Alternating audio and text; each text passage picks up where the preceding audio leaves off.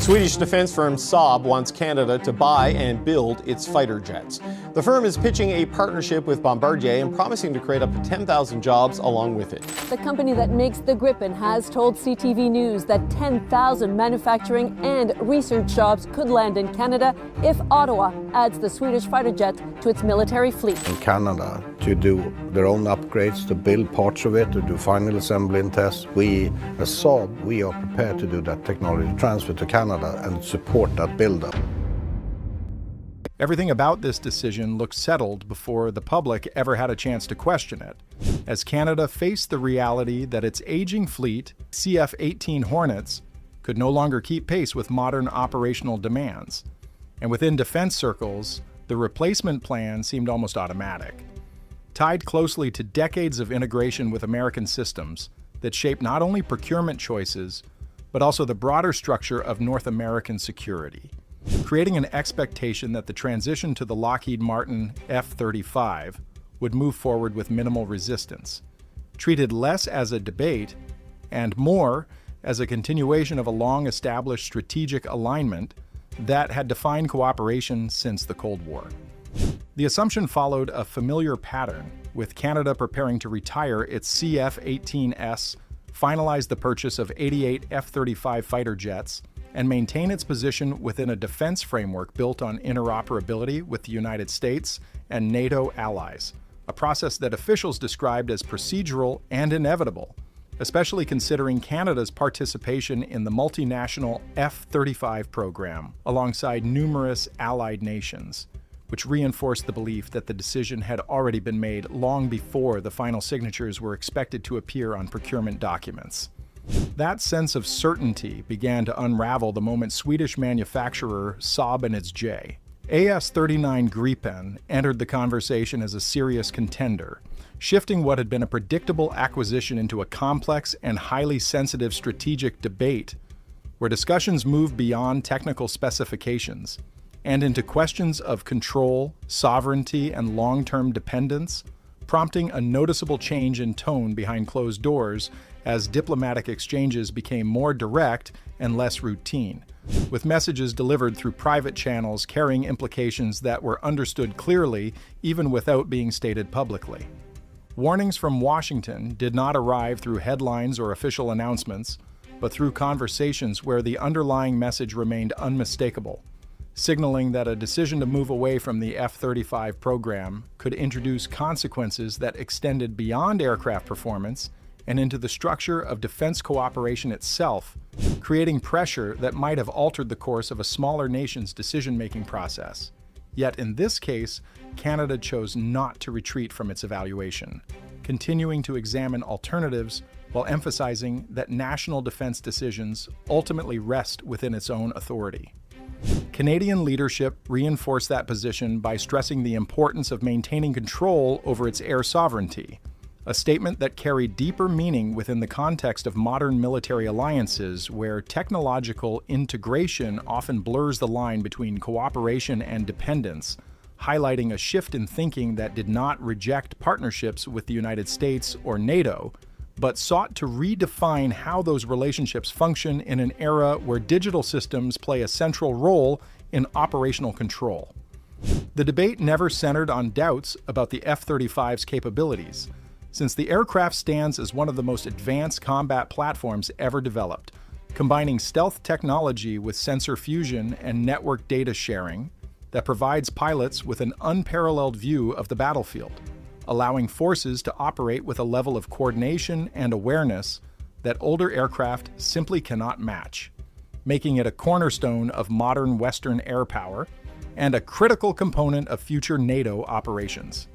At the same time, Canada's review did not indicate any intention to distance itself from NATO or weaken its partnership with the United States, as both remain essential pillars of its defense strategy, particularly through NORAD,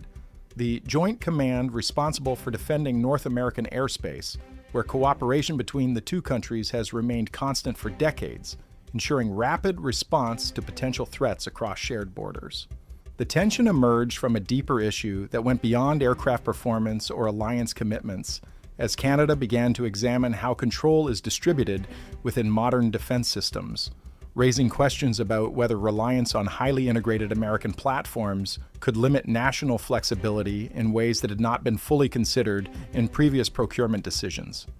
On the surface, the Gripen should not have triggered such concern within Washington, given that it already operates within NATO-compatible environments and serves as the primary fighter aircraft for Sweden while also being used by countries such as Hungary and the Czech Republic,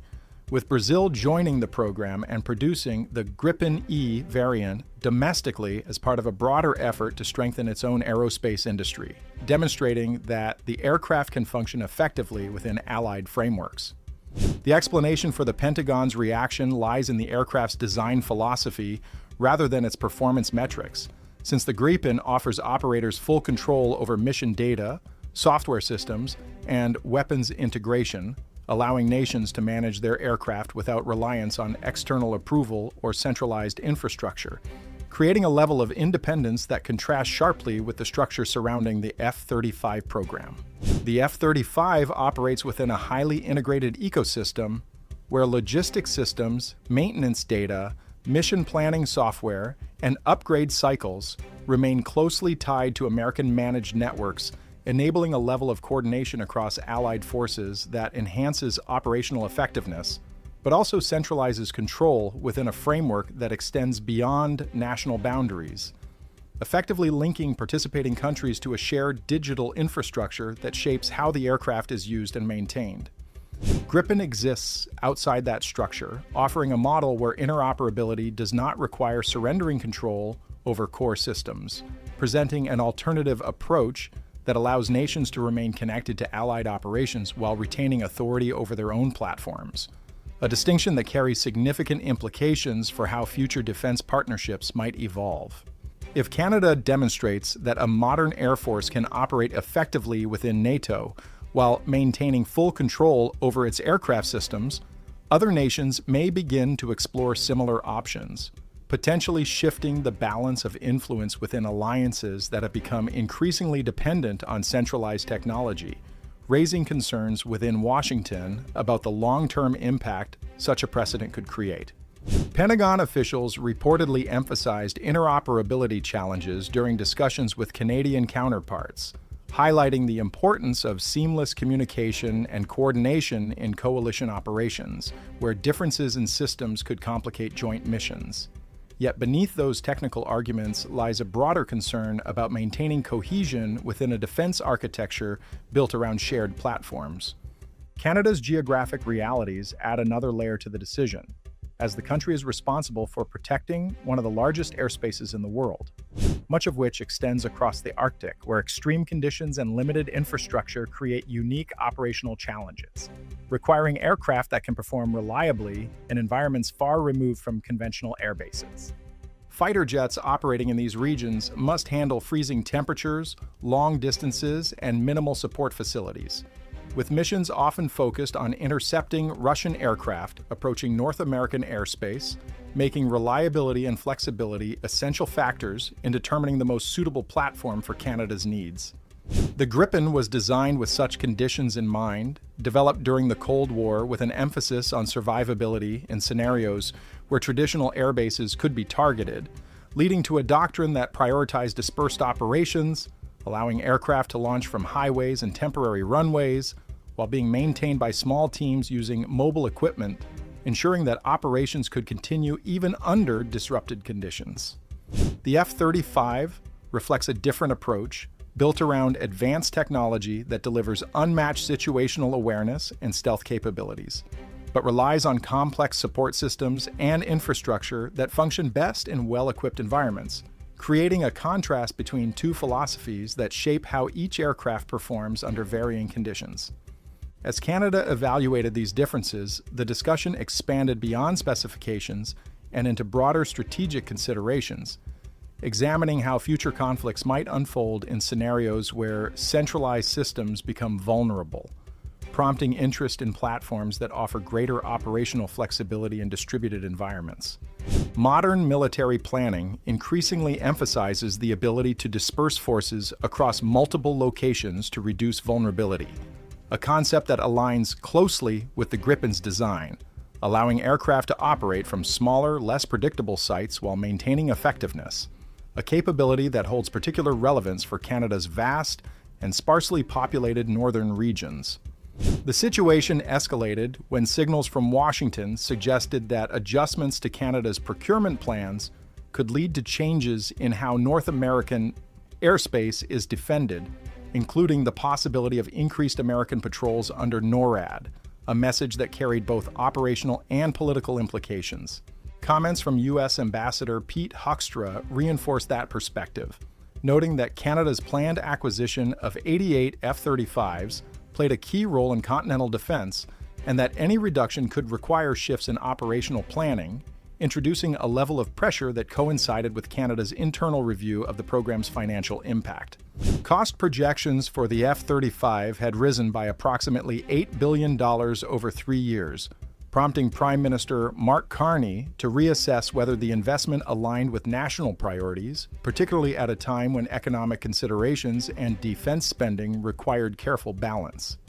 At the same time, broader tensions between Ottawa and Washington added complexity to the situation,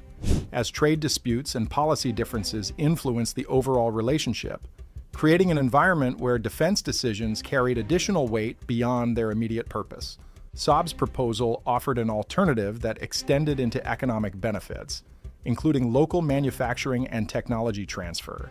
that could support Canada's aerospace industry while creating around 12,600 jobs, aligning with the government's goal of ensuring that defense spending contributes to domestic growth. Canadian Industry Minister Melanie Joly emphasized the importance of linking national security with economic outcomes, framing the decision as one that affects both military capability and industrial development, adding another dimension to the evaluation process. American officials continued to stress concerns about interoperability and intelligence sharing, suggesting that choosing the Gripen could complicate coordination within NORAD and NATO operations, while also raising questions about how responsibilities for air defense might shift depending on Canada's final decision. At the core of the debate lies a fundamental issue about control, as nations weigh the benefits of accessing advanced technology against the implications of relying on systems managed beyond their borders. A balance that becomes increasingly significant as digital infrastructure plays a larger role in military operations. The F-35 provides unmatched capabilities within a framework that emphasizes integration and shared systems, while the Gripen offers greater independence with fewer constraints on how the aircraft is operated and upgraded, presenting two distinct approaches to modern air power. Neither option provides a perfect solution, as each involves trade-offs that affect both operational effectiveness and strategic autonomy, forcing Canada to consider how its choices will shape not only its own defense capabilities, but also its role within broader alliances. Even with a decision that favors independence, complete autonomy remains out of reach due to the integrated nature of North American defense systems, where radar networks, satellite infrastructure, and command centers operate as shared assets, reinforcing the reality that cooperation will continue regardless of the aircraft selected. Canada's approach reflects an effort to redefine how alliances function in an era where technology influences not only performance, but also control, signaling a shift in thinking that resonates beyond a single procurement decision. Other nations are observing closely, recognizing that the outcome could influence future defense strategies and procurement choices across NATO, particularly as countries seek to balance cooperation with sovereignty in an increasingly complex security environment. The discussion has evolved into a broader examination of how modern military alliances distribute authority, highlighting the role of technology in shaping those relationships and raising questions about how much control nations are willing to share in exchange for access to advanced capabilities. At its core, the decision represents a turning point that extends far beyond the replacement of aging aircraft, touching on issues that will define the structure of defense partnerships in the years ahead. Canada has reached a moment where the path forward will define how it balances raw military capability with independent control, while also shaping how closely it remains tied to allies who have built decades of trust through shared systems, joint operations, and deeply integrated defense structures that were never designed to be questioned at this level. At the core of this entire situation sits a much larger issue that goes beyond aircraft or procurement numbers, because the real conversation revolves around how much control any nation is willing to retain over its own defense infrastructure in an era where the most advanced technologies are often connected to external networks and oversight. The decision ahead forces a clear comparison between two different directions, one that prioritizes unmatched technological dominance through platforms like the F-35, and another that leans toward preserving sovereignty and flexibility, even if it means accepting certain operational limitations that come with stepping outside a tightly integrated system. The outcome will influence far more than fleet composition, since it will directly shape how Canada secures its airspace, how it coordinates with partners under NORAD and NATO, and how future alliances handle the balance between cooperation and control as military systems become more interconnected than ever before. So, the real question now is not limited to Canada alone, because this decision could quietly set a precedent that other nations begin to follow, raising an important discussion that deserves attention beyond policy circles. Would full control over national defense systems outweigh the advantages of operating the most advanced fighter jet ever built? Or does staying deeply integrated with allies provide a level of security that cannot be replaced? Should countries start pushing for more independence in military technology? Or does that risk weakening the very alliances that have kept global stability in place for decades? And if this shift begins here, which nation could be next to reconsider how much control it is willing to give up? Drop thoughts in the comments, because this debate is far from over and the perspectives here matter more than ever, especially as these decisions begin to reshape the future of global defense in ways that are not always visible on the surface. If content like this breaks down complex global issues in a way that actually makes sense and keeps things engaging without cutting corners, then make sure to subscribe and turn on notifications so nothing gets missed, because more deep dives like this are coming that explore the real stories behind major decisions shaping the world right now. And staying informed on these topics means staying ahead of how power, technology, and strategy continue to evolve. Stay tuned, stay curious, and see you in the next one.